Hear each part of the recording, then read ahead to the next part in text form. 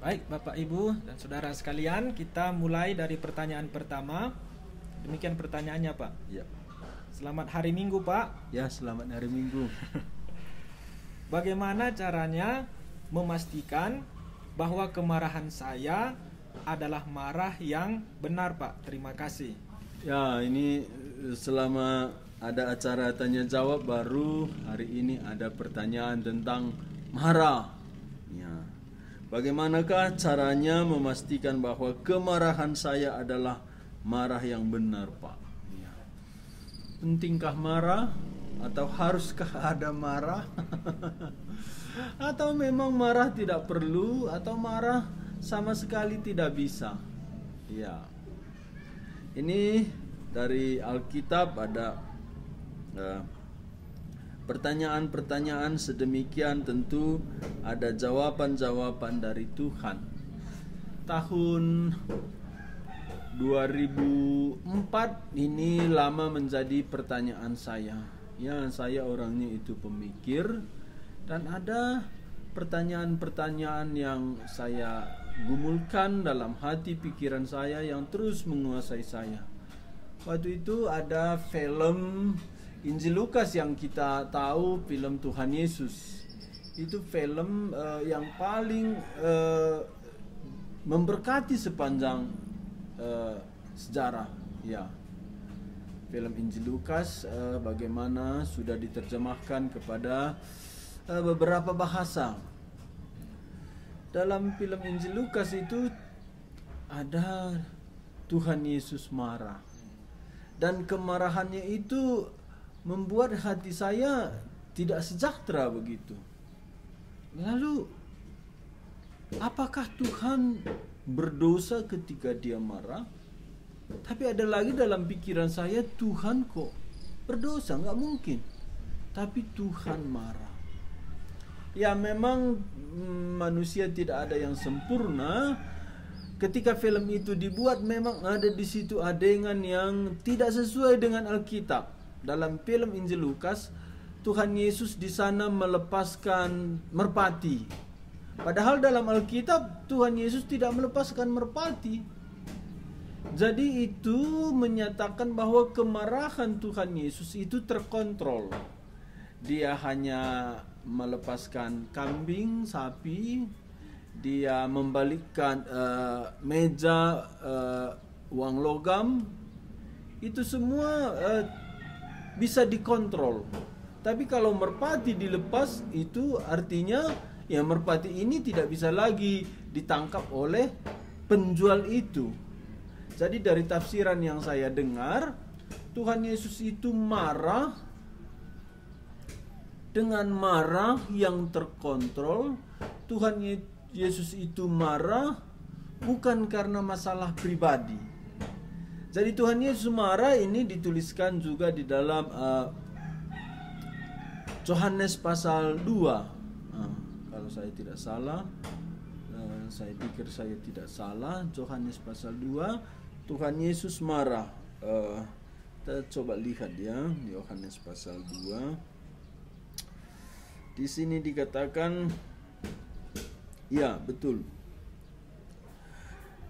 Di sini Tuhan Yesus marah, dia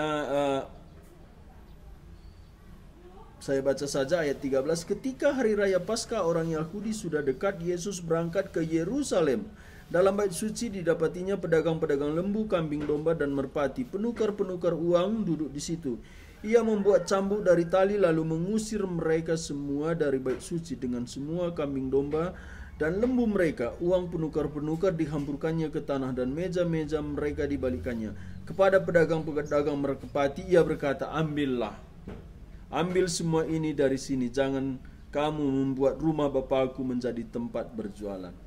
Sini kita melihat Tuhan Yesus mencambuk, mengusir pedagang-pedagang itu dengan mengusir mereka, tapi mereka bukan dicambuk. Dia memang pegang cambuk tapi bukan orangnya dicambuk.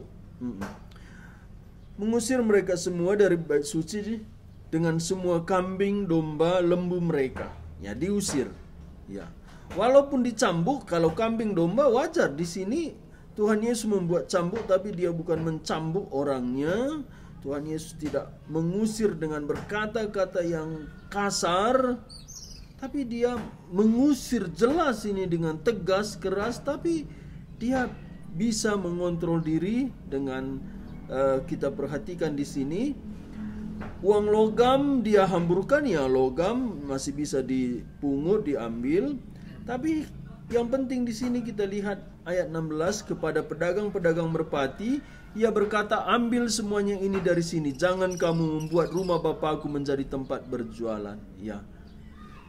Jadi marah yang benar itu, kita itu marah bukan karena masalah pribadi kita yang merasa terrugikan atau merasa tersinggung begitu.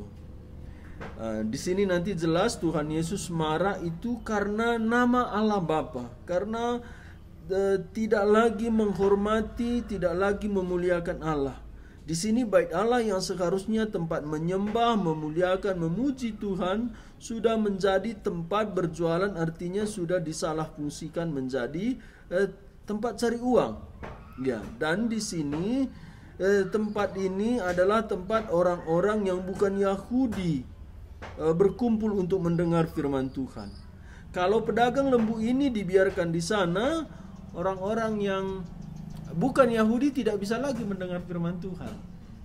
Jadi di sini Tuhan Yesus mengusir mereka karena sudah tidak ada lagi tempat orang-orang yang bukan Yahudi mendengar firman Tuhan.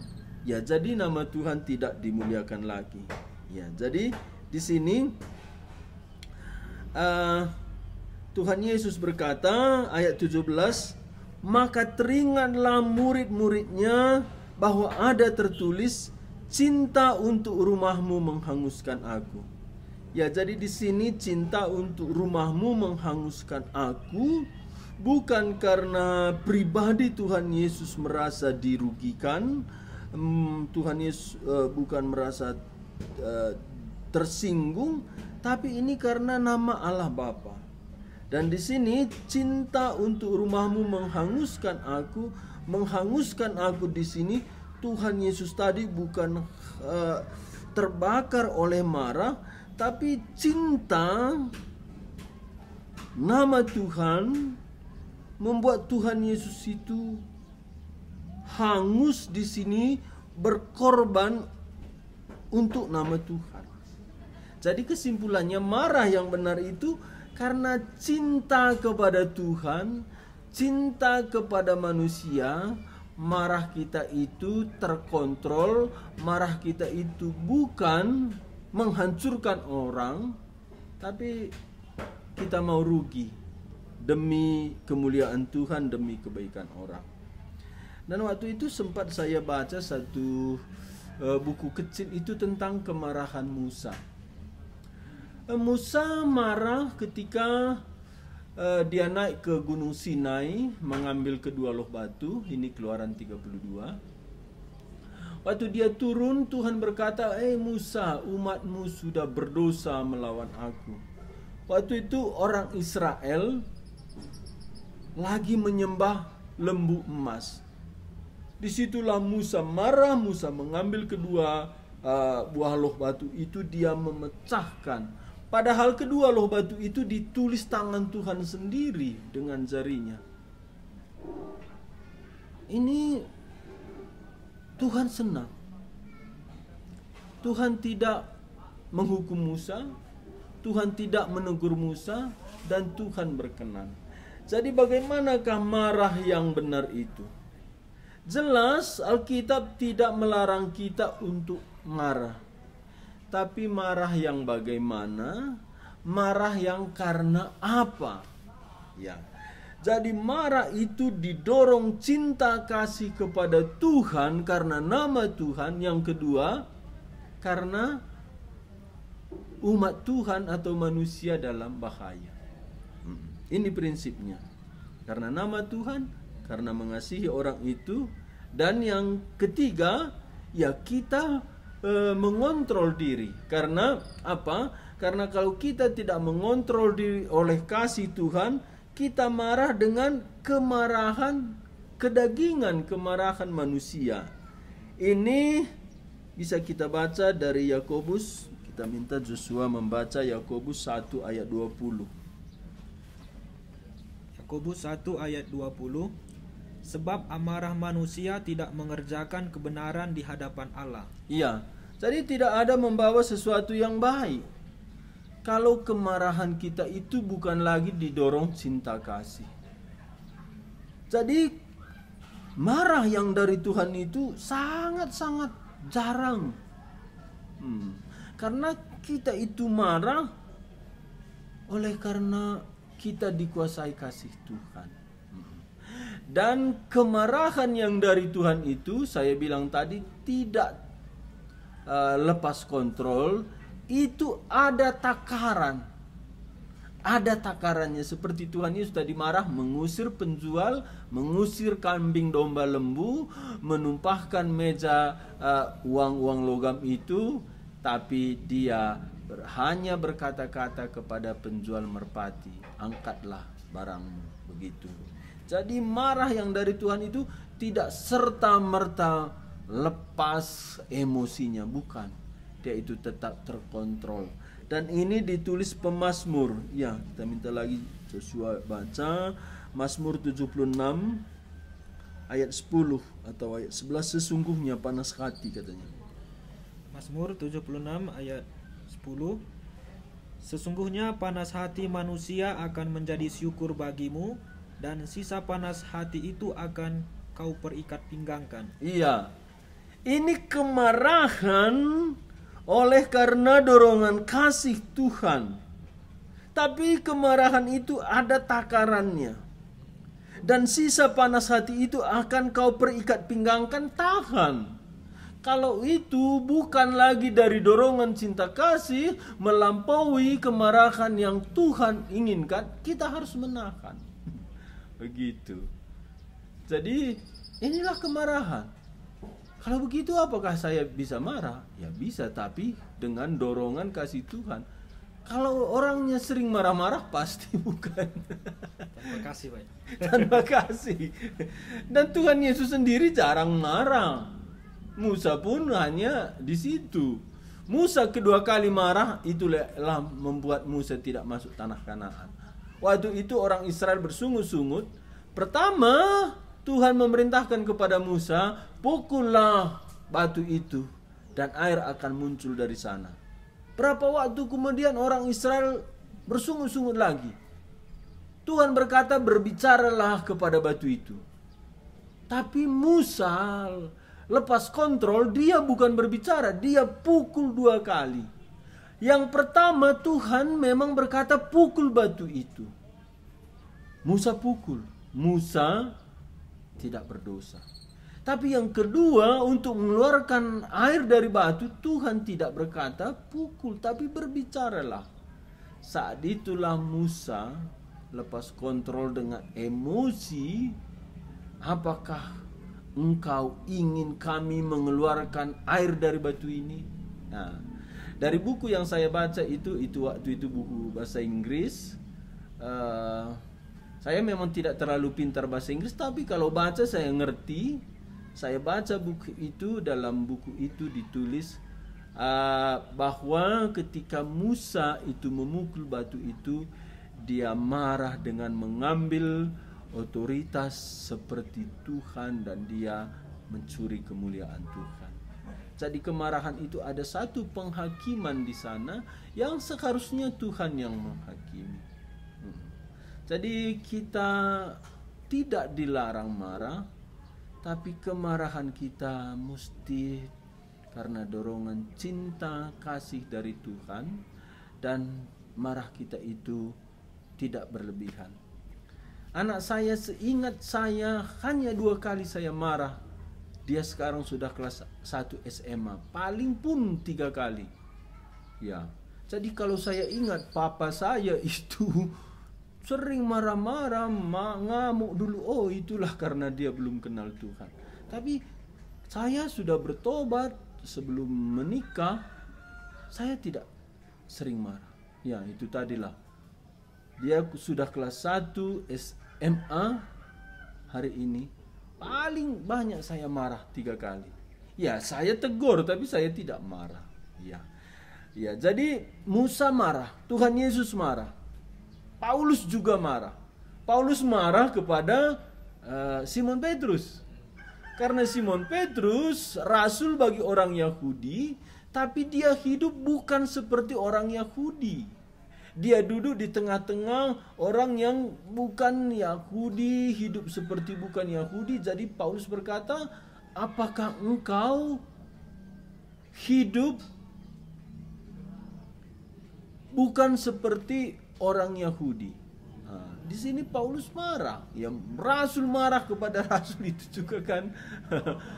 Tapi waktu itu Petrus menerima kemarahan, teguran dari Paulus.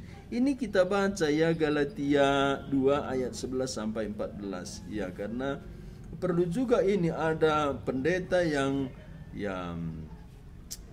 kurang bijaksana, atau ada guru, atau kita orang tua, atau antara kita sesama, ya perlu kita memperhatikan ini. Ya, jadi menurut saya pertanyaan ini bagus dan cocok untuk keadaan kita. Ya, Joshua baca Galatia 2 ayat 11 sampai 14. Tetapi waktu Kefas datang ke Antiokhia, aku berterang-terang menentangnya, sebab ia salah, karena sebelum beberapa orang dari kalangan Yakobus datang, ia makan sehidangan dengan saudara-saudara yang tidak bersunat. Tetapi setelah mereka datang, ia mengundurkan diri dan menjauhi mereka, karena takut akan saudara-saudara yang bersunat. Dan orang-orang Yahudi yang lain pun turut berlaku munafik dengan dia, sehingga Barnabas sendiri turut terseret oleh kemunafikan mereka. Tetapi waktu kulihat bahwa kelakuan mereka itu tidak sesuai dengan kebenaran Injil, aku berkata kepada Kefas di hadapan mereka semua, jika engkau seorang Yahudi hidup secara kafir dan bukan secara Yahudi, bagaimanakah engkau dapat memaksa saudara-saudara yang tidak bersunat untuk hidup secara Yahudi? Ya, ini menegur dengan keras. Paulus menegur Petrus. Ya, jadi walaupun dia dengan di depan banyak orang, dia itu tidak lost control, dia tidak emosi, dia tetap terarah. Ada satu dalam sejarah itu, Martin Luther, dia marah. Ya. Kemarahan Martin Luther pun bukan karena diri, tapi karena Injil sudah diselewengkan. Injil tidak cukup untuk menyelamatkan manusia, harus ditambah dengan uang, ditambah dengan seremoni-seremoni. Waktu itu Martin Luther marah, ya. Dan kemarahan Martin Luther dipakai Tuhan untuk menghancurkan kebusukan, kebobrokan di dunia pimpinan gereja waktu itu, Paus. Ya. Jadi ada kemarahan-kemarahan dari Tuhan, dan kemarahan itu ada takarannya. Kita tadi sudah baca dari Yakobus 1 ayat 20, sebab amarah manusia tidak mengerjakan kebenaran di hadapan Allah. Artinya, jikalau amarah kita tidak lagi didorong oleh cinta kasih, itu sudah kedagingan, itu stop. Itulah yang dikatakan pemazmur tadi, diikat pinggangkan, ditahan. Ya, jadi pertanyaannya tadi, bagaimana memastikan bahwa kemarahan saya itu marah yang benar, Pak? Yang pertama, tak mungkin sering marah. Yang kedua, karena begitu mencintai Tuhan dan mengasihi orang lain. Dan yang ketiga, kita tidak lost control. Inilah kemarahan yang benar yang dikatakan Alkitab bagi kita, dan kita bisa melihat contoh-contoh dalam Alkitab tadi, seperti Musa, seperti Tuhan Yesus, juga seperti Paulus. Ya, demikian jawaban saya tentang marah yang benar. Ya, kasih Pak. Ya, jadi Bapak Ibu Saudara sekalian, itulah prinsip kemarahan yang diuraikan hamba Tuhan. Ya, tadi ada beberapa prinsip Dan juga hamba Tuhan mengingatkan kita supaya jangan sembarangan marah, karena seperti Musa, ada marah yang tidak dari Tuhan membuat dia juga nggak bisa masuk ke tanah Kanaan. Ya Bapak Ibu, kita masuk ke pertanyaan kedua. Demikian pertanyaannya Pak. Ya. Selamat hari Minggu Pak. Ya, selamat hari Minggu. Bagaimanakah kasih tanpa syarat, khususnya antar manusia? Iya. Ya, dalam Alkitab itu kasih keselamatan itu kasih tanpa syarat. Ya, itu yang dikatakan Paulus. Kristus datang ke dunia untuk menyelamatkan orang berdosa, dan di antara orang berdosa akulah yang paling berdosa. Dalam suratnya kepada Timotius, Paulus selalu mengingatkan dirinya dan jemaat Tuhan, dia tidak layak. Jadi kasih tanpa syarat itu bukan karena orang itu layak. Nah, itulah kasih tanpa syarat. Bukan karena ada sesuatu dari orang itu atau untuk sesuatu yang kita dapat. Ya, jadi kasih tanpa syarat itu kasih yang tidak layak mereka terima. Dan kasih tanpa syarat hanya bagi orang-orang yang sudah menerima kasih tanpa syarat, yaitu keselamatan. Keselamatan itulah kasih tanpa syarat. Jadi dalam Alkitab itu ada kasih filia, kasih storge, ya, ada agape. Ya, inilah kasih tanpa syarat. Jadi pertanyaan ini, bagaimana kasih tanpa syarat itu, khususnya antara manusia dengan manusia. Ada satu hamba Tuhan pernah berkata, kasih itu etika tertinggi dari sifat manusia. Karena apa? Karena diri Allah itu kasih. Ya. Sehingga kasih Allah itulah yang mendorong dia memberikan anaknya yang tunggal. Jadi orang yang mungkin mengasihi tanpa syarat, ya orang yang sudah menerima kasih tanpa syarat, yaitu keselamatan. Ya, jadi kita baca dulu dari Yohanes pasal 13 ayat 34. Joshua yang membaca. Yohanes 13 ayat 34.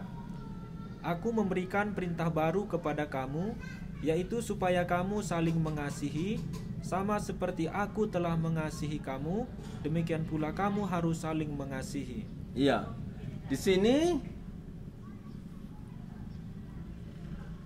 aku memberikan perintah kepadamu. Perintah yang baru. Iya, perintah yang baru. Ini perintah yang baru karena ada standar tuntutan yang baru. Ya, kalau perjanjian lama itu kasihilah sesamamu manusia, tapi bencilah musuhmu. Tapi dalam Kristus sudah berbeda. Kasihilah sesamamu manusia seperti aku telah mengasihi kamu. Demikian pula kamu harus saling mengasihi. Ya. Seperti aku mengasihi kamu, kata Tuhan Yesus. Bagaimanakah Tuhan Yesus mengasihi kita? Kita seteru Allah. Kita musuh Allah. Kita menyakiti hati Allah. Kita menghina nama Allah. Kita mengurangi kemuliaan Allah. Tapi Allah mengasihi kita. Ini yang dikatakan Paulus dalam Roma 5 ayat 8. Ketika kita masih berdosa, Kristus mati bagi kita. Demikianlah Allah menyatakan kasih-Nya bagi kita. Jadi Allah menyatakan kasih-Nya bagi kita bukan karena kita sudah berbuat baik, tetapi ketika kita masih berdosa. Jadi apakah ini yang diminta Tuhan Yesus? Iya, betul.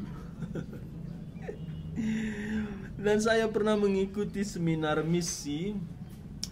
Hampir semua misi di dunia itu misionarisnya itu menderita. Dan misionaris itu mengasihi orang-orang yang menyiksa mereka. Di situ. Jadi ini bukan satu pengajaran yang tidak teraplikasi. Ya, waktu itu yang berbicara itu satu misionaris ke Turki namanya Richard Schroeder.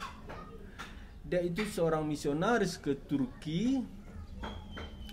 Lalu dia mendapat sahabat di sana, mengajak dia bersekutu, belajar Alkitab.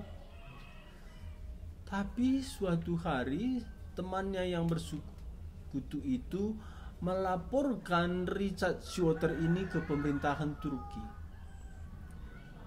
Dan malam itu Richard Schroeder bersama anak dan istrinya harus meninggalkan Turki. Dan ketika dia pulang ke Kanada, dia akhirnya tahu temannya inilah yang melaporkan dia ke pemerintahan Turki, sehingga malam itu dia harus meninggalkan Turki. Tapi Richard Schroeder tidak berhenti, dia kembali datang ke Turki menjadi misionaris. Dengan cara apa saya tidak tahu.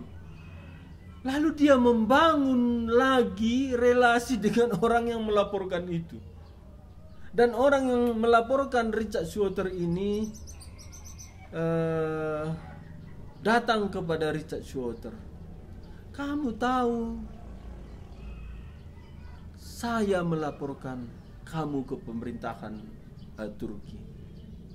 Mengapa kamu minta lagi saya menjadi sahabatmu dan mempercayakan pelayanan bagiku? Richard Schroeder berkata, kamu tahu, saya tahu. Dan hari ini kamu tahu, setelah saya tahu kamu yang melaporkan saya mempercayakan pelayanan ini kepada kamu. Disitulah orang yang melaporkan Richard Schroeder itu bertobat. Jadi inilah kasih agape, kasih tanpa syarat. Inilah yang diinginkan Tuhan. Jadi bagaimana kasih tanpa syarat ini? Bukan karena mereka baik, tapi tanpa kondisi mereka. Apakah ini mungkin? Dalam Alkitab, dalam sejarah mungkin. Dalam Alkitab ada Stefanus yang sedang dilempari batu oleh guru-guru agama Yahudi. Di situ Stefanus berkata, Tuhan Yesus, janganlah perhitungkan kesalahan mereka. Dan sebelumnya Tuhan Yesus sudah berkata di atas kayu salib, Bapa ampuni mereka.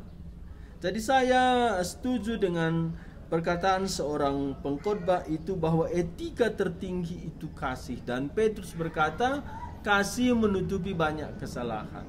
Kasih itu tidak sombong. Kasih itu tidak memegahkan diri. Kasih itu tidak menginginkan kesopanan. Jadi kasih di sini seperti 1 Korintus pasal 13 itu kasih agape, kasih tanpa syarat. Dan ada orang berkata begini, enak kali dia kalau aku mengasihi. Enak kali dia. Udah dihianati masih menerima dia, mengasihi dia seperti Richard Schroeder. Ada satu statement hamba Tuhan itu berkata demikian. Memang dibenci itu tidak enak, tapi jauh lebih sakit tidak mengasihi, tidak mengampuni. Jadi bukan orang yang kita kasihi itu paling beruntung ketika kita mengasihi kita, karena kita bebas merdeka. Dan inilah yang dikatakan Tuhan Yesus dalam Matius pasal 5 Kalau saya tidak salah itu ayat 45. Aku berkata kepadamu, kasihilah musuhmu. Jikalau pipimu yang sebelah kiri ditampar, berikan lagi pipimu yang sebelah kanan. Ini lama saya, apa maksud Tuhan ini? Saya baca tafsiran, maksud Tuhan Yesus biar seimbang katanya. Makanya tafsiran pun itu banyak juga yang tidak bertanggung jawab. Masa sudah ditampar pipi kanan 2 kali, kasih lagi, sudah ditampar pipi kiri 2 kali, kasih lagi pipi kanan, biar apa? Biar seimbang. Bukan, yang saya temukan di situ masih ada pengampunan. Bukan hanya yang 2 kali itu aku mengampuni. Jikalau engkau menampar aku pipi kanan, aku mengampuni. Inilah kasih tanpa syarat. Jadi pertanyaan ini pertanyaan ya inti kekristenan. Kekristenan itu salib, ya ada keadilan, ada kebenaran, tapi semua itu karena ada satu sifat Allah, kasih. Jadi pertanyaannya tadi, bagaimana aku mengasihi dengan kasih tanpa syarat, khususnya sesama manusia ini tadi. Karena demikian Tuhan kita. Mungkinkah ini Tuhan sudah menjadi teladan kita, dan Tuhan sudah memberikan Roh Kudus dalam sejarah gereja, dalam kisah para rasul, kita melihat kasih tanpa syarat ini terjadi melalui umat Tuhan. Dan saya percaya inilah yang Tuhan nantikan dari kita, sehingga kebangunan rohani bisa terjadi. Ya, bagaimana kita mengampuni, karena kasih itu tidak juga bisa dipisahkan dengan pengampunan. Ya, jadi kasih tanpa syarat, karena kita sudah menerima kasih Kristus yang tanpa syarat, biarlah kita mengasihi dengan cara demikian, dengan tidak mengharapkan apapun, dengan tidak ada dorongan apapun, kecuali karena aku sudah dikasihi, aku yang paling berdosa ini, seperti Paulus, aku ingin menyatakan kasih Tuhan bagimu dalam keadaanmu seperti itu. Itulah kasih tanpa syarat. Ya, terima kasih. Ya, terima kasih Pak. Demikian Bapak Ibu Saudara sekalian, jawaban mengenai kasih tanpa syarat. Selanjutnya kita masuk ke pertanyaan ketiga. Pertanyaan ketiga ini disampaikan dengan percakapan, Pak. Coba saya bacakan percakapan. Katanya ada percakapan antar 2 sahabat. Yang pertama mengatakan kepada yang temannya, kami mau menginjili satu kampung, tetapi melalui pembangunan jembatan, supaya ada jalan masuknya Injil ke sana. Lalu temannya yang tadi coba menanyakan seperti ini, kalau memang memberitakan Injil adalah tujuan utama, jika pemerintahan setempat melarang pemberitaan Injil di sana, apakah jembatan tersebut jadi dibangun? Lalu teman yang sebelumnya tadi berkata, mungkin tidak. Pertanyaannya demikian, Pak. Bagaimanakah menurut Bapak percakapan di atas? Apakah salah jika kita memberitakan Injil melalui pembangunan jembatan, membangun sekolah, dan lainnya? Bagaimanakah seharusnya motivasi kita? Ataukah harus dipisahkan antar keduanya? Iya. Ini saya jawab dengan pengantar. Kalau dalam sekolah teologi ada 2 berkat Tuhan, ya. Satu berkat Tuhan itu secara umum atau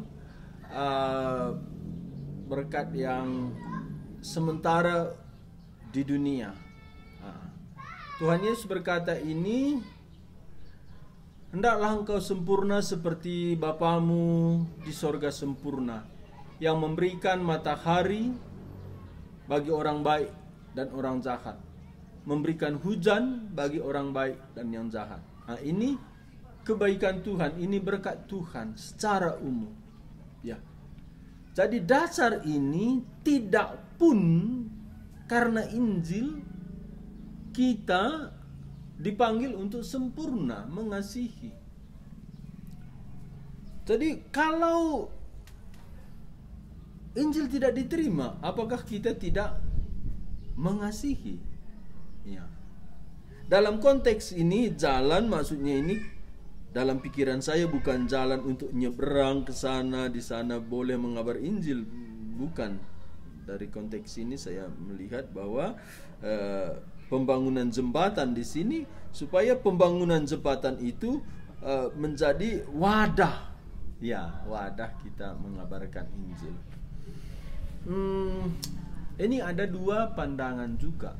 Ada itu yang berpegang bahwa membuat jembatan saja sudah mengabarkan Injil. Ini social gospel, ya. Ini bahaya. Kalau kita berbuat baik tanpa mengabar Injil, itu belum mengabar Injil. Tapi kalau hanya Injil tentang sorga, orang itu masih tinggal di bumi. Jadi Tuhan Yesus mengerjakan kedua ini. Tuhan Yesus menyembuhkan orang lumpuh. Tuhan Yesus memberikan makan 5.000 orang dengan 2 ikan 5 roti. Tapi catatan ini pentingnya, Tuhan Yesus tidak memancing dulu dengan memberi makan 2 ikan 5 roti baru mengabar Injil. Tidak. Sebelum-sebelumnya Tuhan Yesus sudah mengabar Injil. Waktu itu orang asik mendengar firman Tuhan. Hari itulah Tuhan Yesus membuat mukjizat. Mereka makan dengan 2 ikan 5 roti, 5.000 orang makan. Jadi tidak salah membangun jembatan. Tapi kalau membangun jembatan terlebih dahulu, ini ada bahaya. Orang itu datang kepada Kristus bukan karena dorongan Roh Kudus, tapi karena ya sudah dibuat jembatan, sungkan dong. Dan pernah itu seorang ibu, dia curhat, dia menikah dengan suaminya, dia kecewa. Karena apa? Karena dia pacaran dengan suaminya sebelum menikah, suaminya itu belum lahir baru. Dan setelah pacaran, perempuan ini, ibu ini berkata, di gerejaku tidak diizinkan menikah kalau tidak sama-sama lahir baru. Lalu yang cowok ini tanya kepada cewek, bagaimana itu lahir baru? Begini-begini kata si perempuan itu. 3 hari lagi kira-kira yang cowok ini lahir baru katanya. Dia buat kesaksian pertobatan. Akhirnya waktu menikah suaminya itu tidak lahir baru. Tapi karena suaminya ingin jatuh cinta begitu. Demikian juga kalau kita buat jembatan supaya orang menerima Injil, di sini ada bahaya. Mereka menerima Injil itu bukan karena mereka merasa bahwa mereka butuh keselamatan, tapi karena jembatan. Jadi pertanyaan ini bagaimanakah menurut Bapak percakapan di atas? Apakah salah jika kita memberitakan Injil melalui pembangunan jembatan, membangun sekolah, dan yang lainnya? Bagaimana seharusnya motivasi kita? Ataukah harus dipisahkan antara keduanya? Nah, di sini kita hati-hati. Tuhan memanggil kita mengasihi. Tentu kita terbatas. Kita perlu pengorbanan. Ya. Waktu kita mengasihi orang lain itu tentu dalam pikiran kita, bagaimana saya akan mengabar Injil. Itu tidak ada salah. Tapi salah kalau motivasi kita, aku membantu dia kalau dia menerima Injil, tapi kalau dia menolak, ya aku tidak lagi mengasihi mereka. Jadi tanpa mengabar Injil, kalau kita bisa berbuat sesuatu yang baik, kita wajib. Kita wajib, ini prinsipnya. Kita wajib berbuat baik. Dan ada pertanyaan tadi, apakah ini harus selaras, sejalan, atau harus dipisahkan? Nah, di sini lebih hati-hati lagi. Kalau itu wadah, tidak masalah. Kalau itu wadah, tidak masalah. Ya. Kalau itu wadah kita mengabar Injil, tidak masalah. Ya, seperti umpamanya Lydia menjadi penjual kain ungu. Melalui dia berjualan kain ungu, dia itu mengabar Injil. Begitu.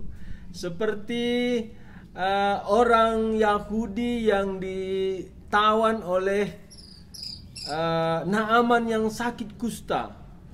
Melalui itu anak-anak Yahudi ini boleh bersaksi tentang Allah sejati.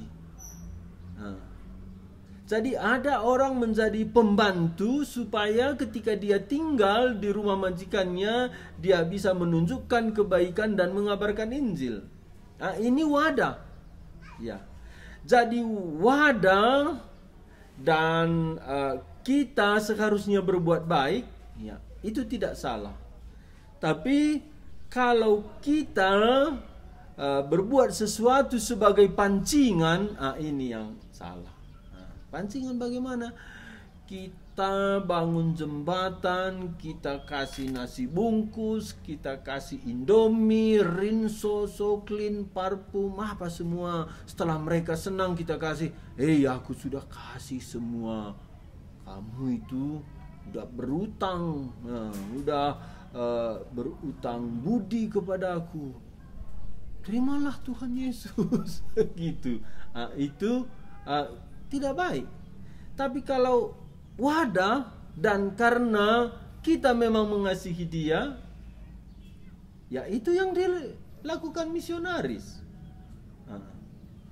Ada pernah misionaris yang share, dia melatih pekerja pekabar Injil itu, ya berjualan bakso, ada berjualan kain seperti Lydia. Itu wadah, bukan supaya menanamkan budi kepada mereka, tapi wadah. Jadi pertanyaan ini sekali lagi saya baca ya, dikatakan, Pak, ada percakapan antara dua sahabat. A, kami mau menginjili. Demikian kata si A kepada si B. Kami mau menginjili satu kampung tetapi melalui pembangunan jembatan supaya ada jalan masuk Injil ke sana. Ya. Jadi ini bukan supaya ada jalan menyeberang, tapi mungkin ada wadah, ada jalan, ada sarana. Ya, kalau itu memang sarana, boleh. Tapi kalau itu cara kita supaya mereka merasa berhutang karena kebaikan kita, di sini tidak lagi murni.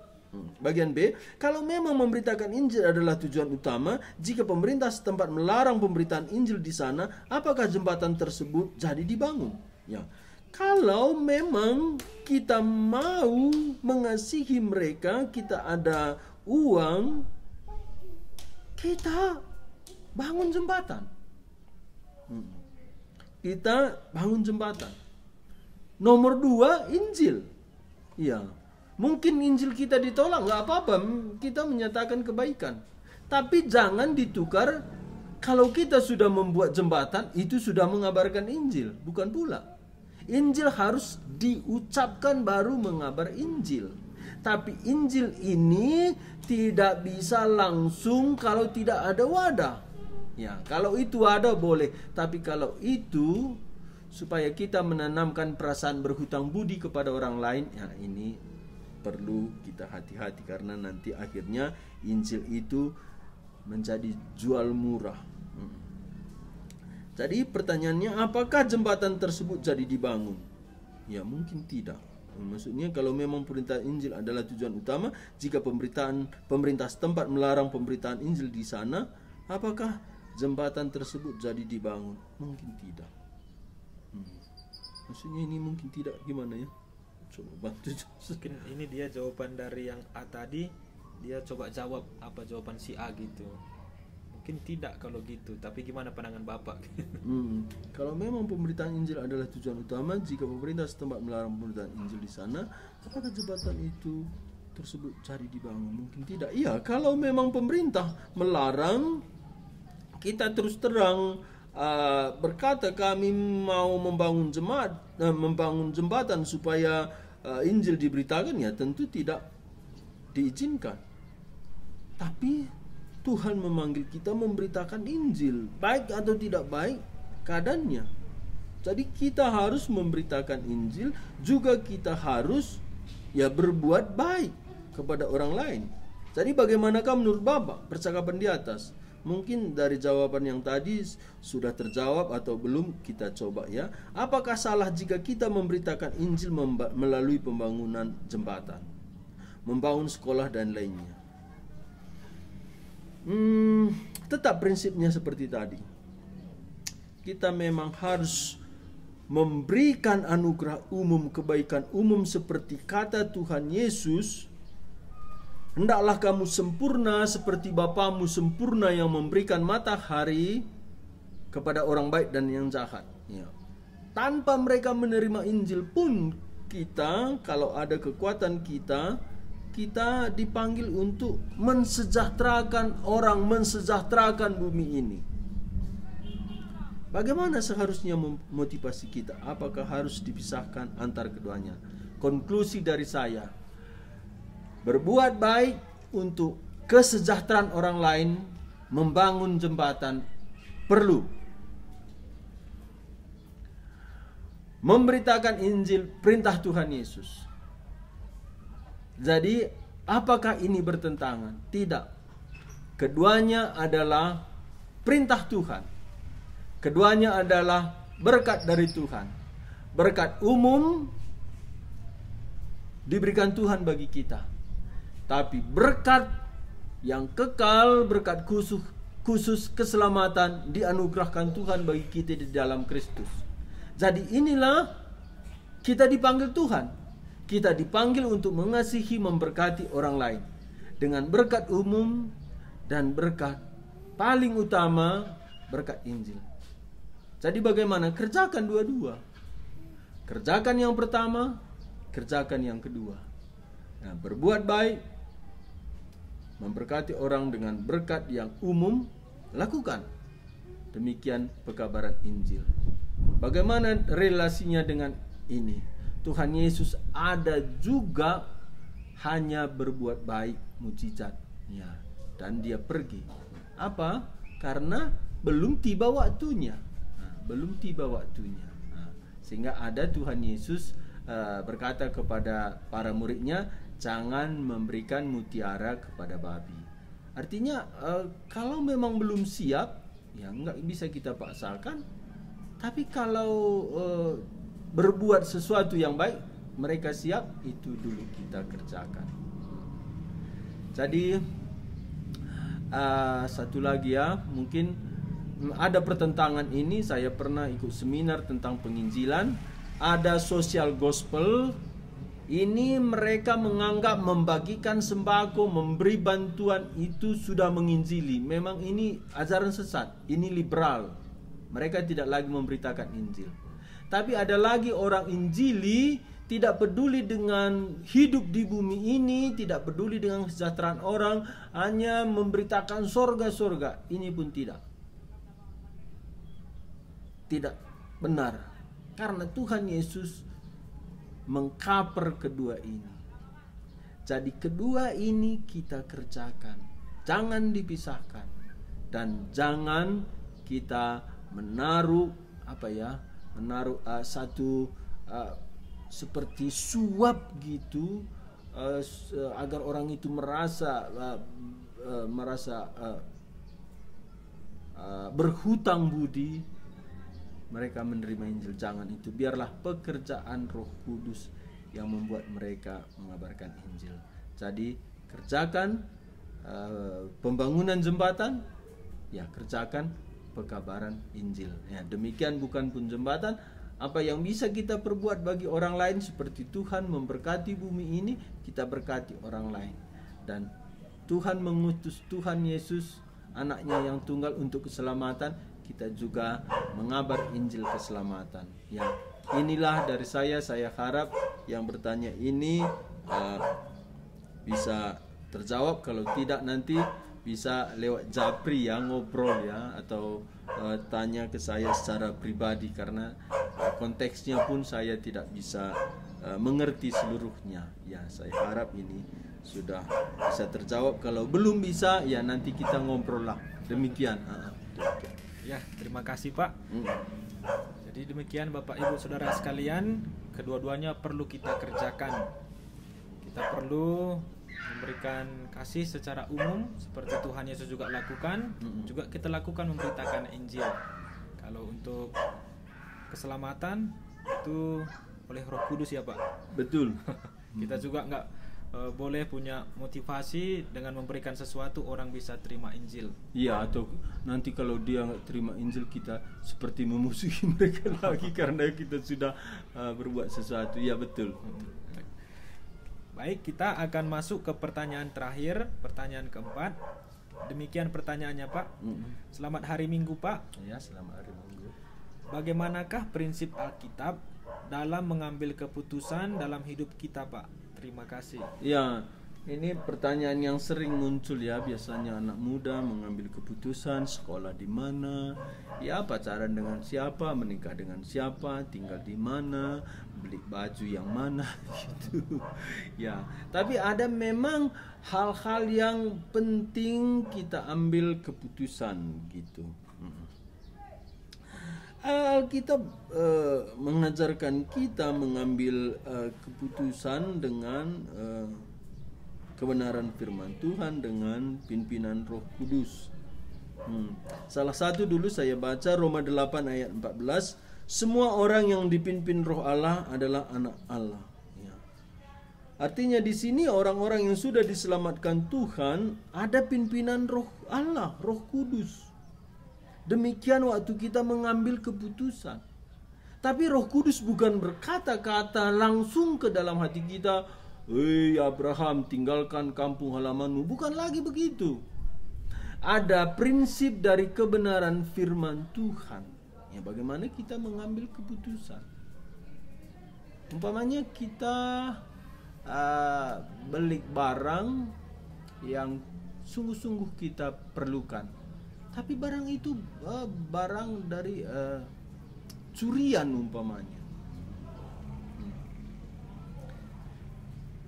Tidak ada secara jelas dalam Alkitab kamu tidak boleh beli barang curian. Tidak ada.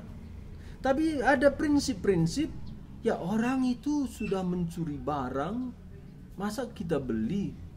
Kan kita sudah menolong dia berpartisipasi dalam kejahatannya. Jadi dipimpin Roh Kudus di sini ada prinsip-prinsip kebenaran firman Tuhan. Prinsip kebenaran firman Tuhan itu apa gitu? Yang pertama itu tidak berdosa keputusan itu. Apa ya tidak berdosa di sini yang saya maksud? Tadi saya sudah bisa buat contohnya, itu kita tidak selayaknya membeli barang yang dicuri. Yang kedua lagi, ada orang yang bergumul cari pekerjaan, kerja di pabrik aqua, atau kerja di pabrik rokok, atau kerja sebagai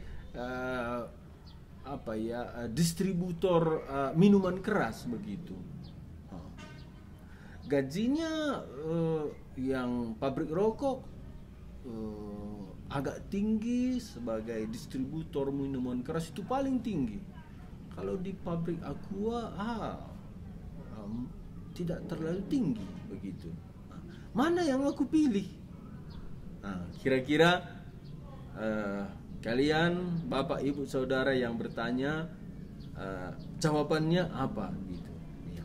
Jadi ada prinsip-prinsip firman Tuhan yang kita ambil keputusan.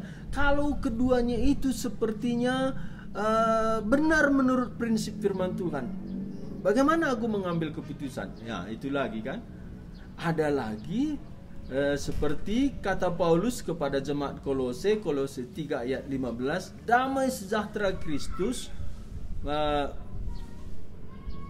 memimpin engkau dalam mengambil keputusan. Ya, jadi ada lagi damai. Kalau pabrik rokok enggak damai, itu nanti orang jadi batu semua kan. Aku kontribusi dalam menyebarkan ya nikotin untuk merugikan secara ekonomi, tidak damai sejahtera, tidak baik. Kalau kerja sebagai distributor minuman keras pun tidak baik. Jadi ada damai sejahtera.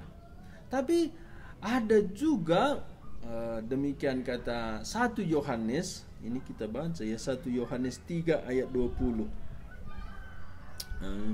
Minta Joshua yang baca Yohanes 3, 1 Yohanes 3:20.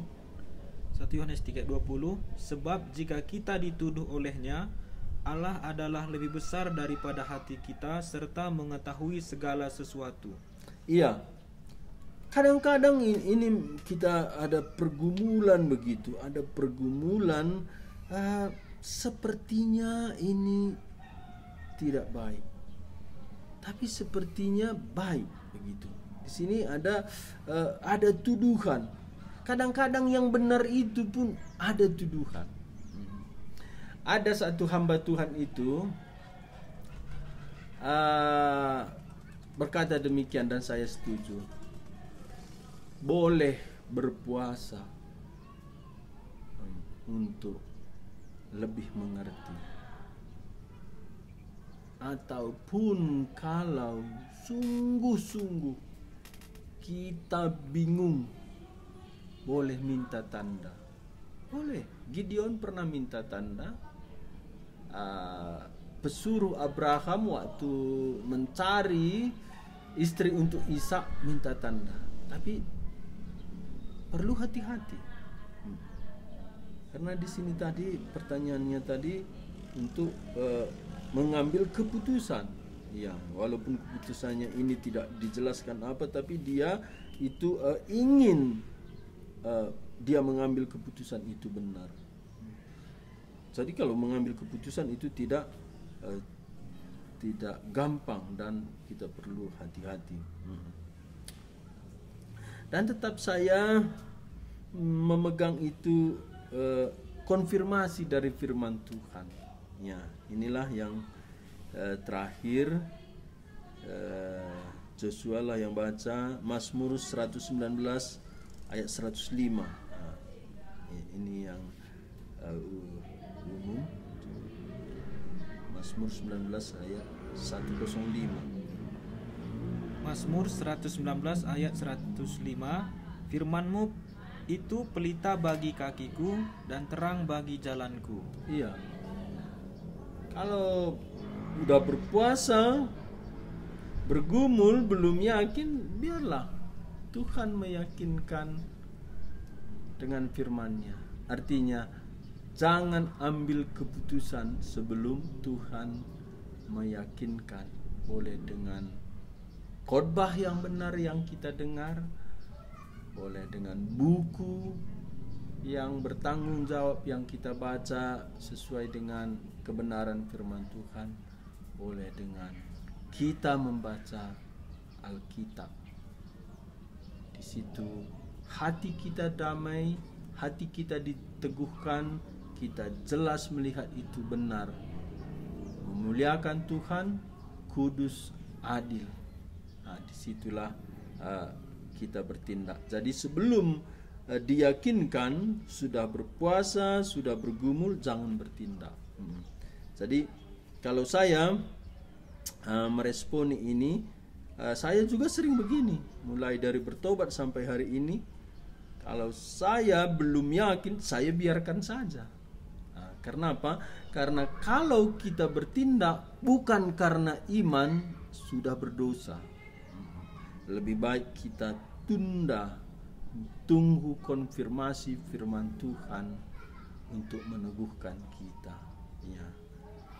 Ya, ini yang saya bisa bagikan tentang bagaimana prinsip Alkitab dalam mengambil keputusan dalam hidup kita, Pak.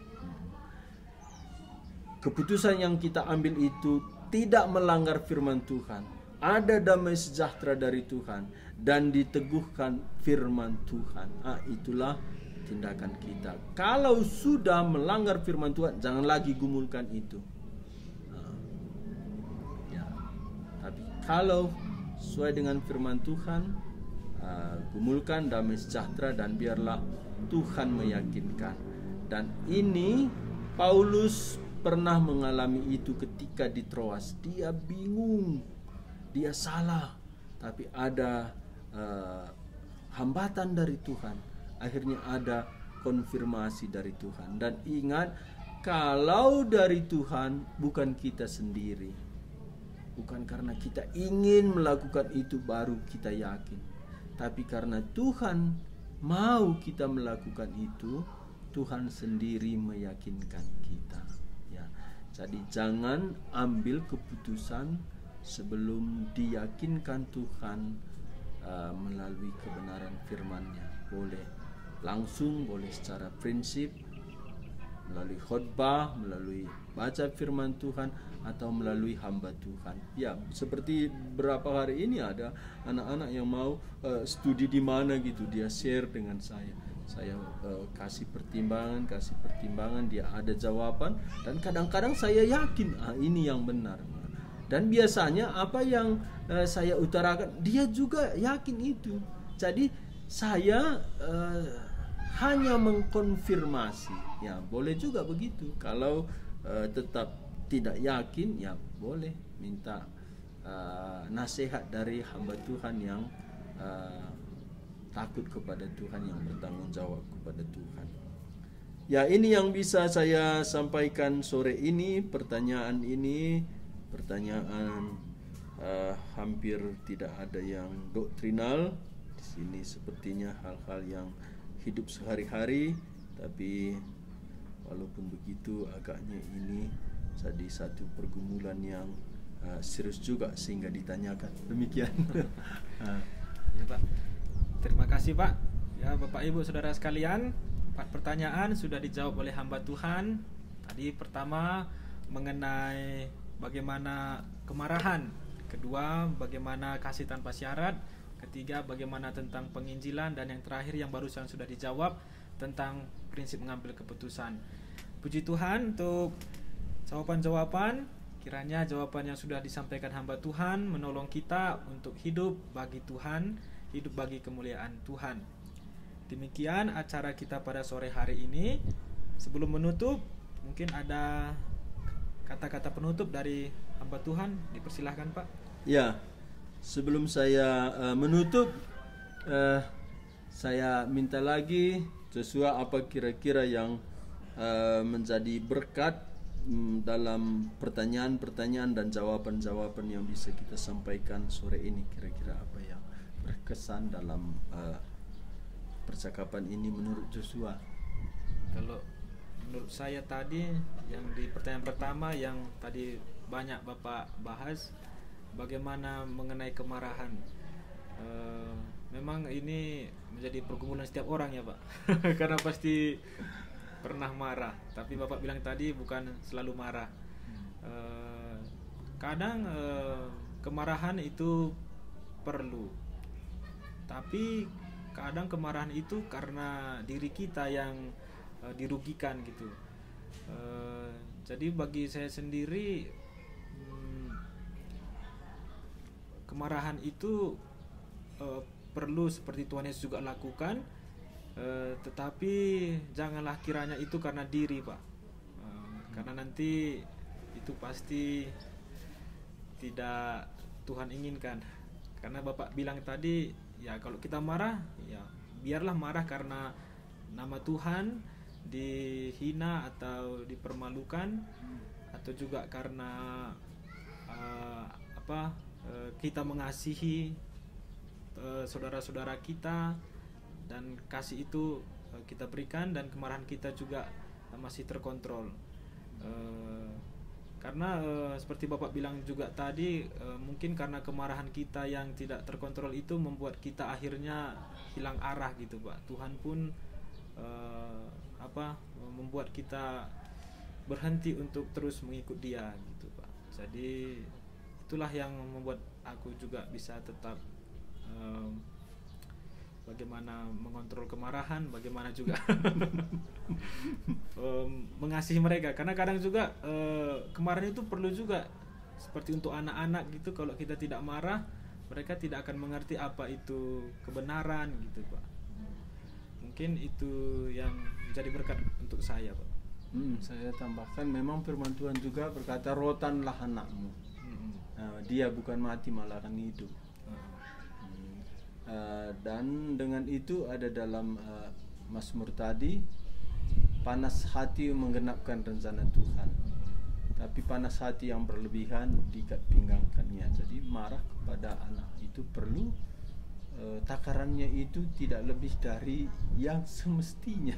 Iya, pokoknya tadi dibuatnya jatuh tumpah air gitu di meja, buku kita basah, kan nggak mungkin kita ambil kapak gitu.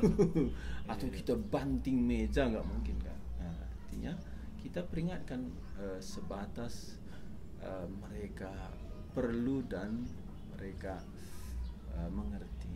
Ya, terima kasih, saya dapat feedback dari Joshua tentang kemarahan itu. Ya, ada lagi kira-kira ya? Kalau masih ada kesempatan, satu lagi berkaitan mengenai pertanyaan ketiga tadi, Pak, bagaimana cara kita menginjili. Ini juga menjadi suatu masukan bagi aku juga, sebagai orang yang mau memberitakan Injil.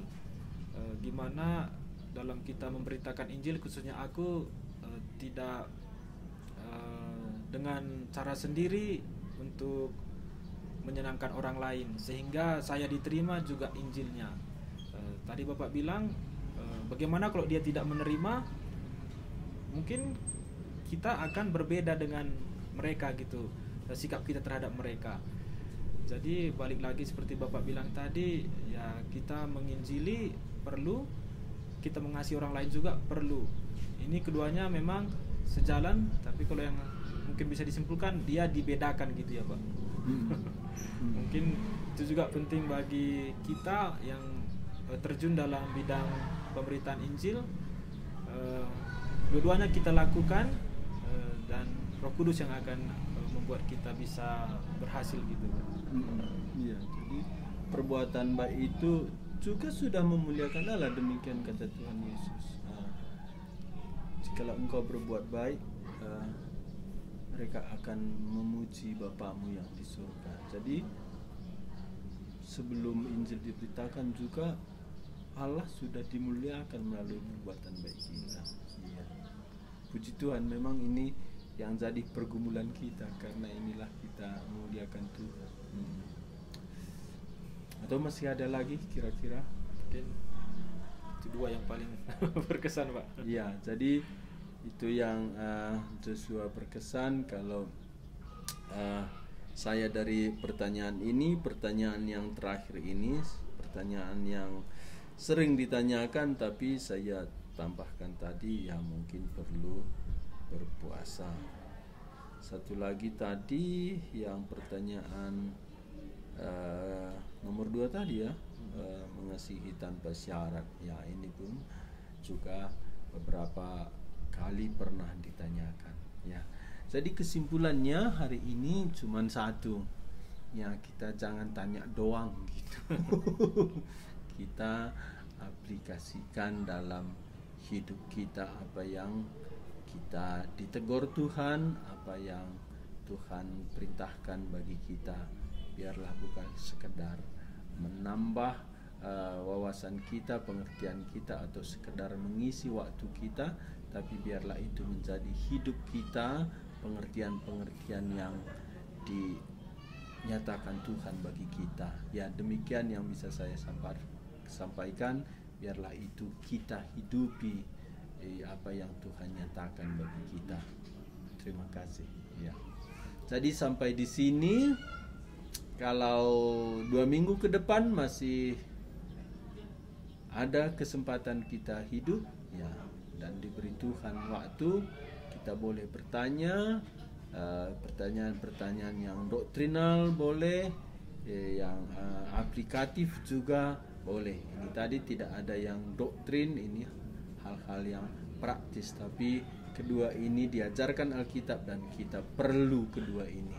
Terima kasih Bujurman Bandu Krinana, Tuhan masuk-masukam, kita terus rutoto gelahna, wari lepas wari, imanta, dipelimbarui Tuhan, dipakai Tuhan kita jadi saksi di tengah-tengah doni. Doni perlu Injil guna keselamatanna, canah dibata perlu imuliakan arah kita berita Injil.